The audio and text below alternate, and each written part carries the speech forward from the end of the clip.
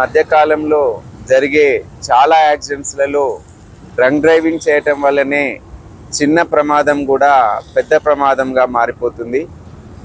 Vehicle control లేక వాహనాలను నడపడం వల్ల తాగి చాలా యాక్సిడెంట్స్ అవుతున్నాయి.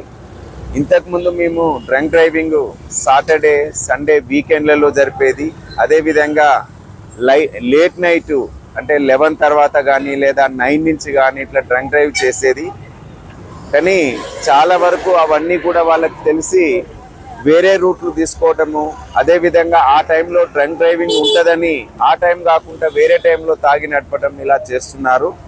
దీన్ని దృష్టిలో పెట్టుకొని మా సిపి గారి ఆదేశానుసారము మా జాయింట్ సిపి జోయల్ డేవిస్ గారి సూచనల ప్రకారము సర్ప్రైజింగ్గా డ్రంక్ డ్రైవింగ్ చేస్తున్నాము. రోడ్లపైన టైం అంటూ ఉండదు, ఎప్పుడైనా చేయొచ్చు.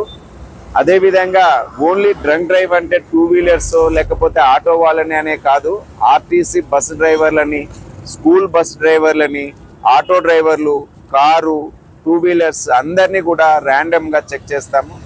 ఈరోజు ఇక్కడ చేసిన డ్రంక్ డ్రైవ్లో దాదాపు ఆల్రెడీ జస్ట్ హాఫ్ అన్ అవర్లోనే ఒక 5 మెంబర్స్ డ్రంక్ డ్రైవ్ చేసి ఈ టైంలో నడపడం జరిగింది. ఇక మీదుట కూడా ఇలాంటి డ్రంక్ డ్రైవింగ్ అనేది సర్ప్రైజింగ్గా ఇక్కడే కాకుండా ఎక్కడైనా హైదరాబాద్ పోలీస్ కమిషనరేట్ పరిధిలో మేము చేస్తాము. మా ఏసీపీ చంద్రకుమార్ గారు, సీను నాయక్ గారు, వాళ్ళ యొక్క టీం ఇక్కడ ఫుల్ ఫ్లెడ్జ్డ్గా ముందే ప్లాన్ చేసుకొని దాని ప్రకారము ఇక్కడ డ్రంక్ డ్రైవ్ కండక్ట్ చేస్తున్నారు.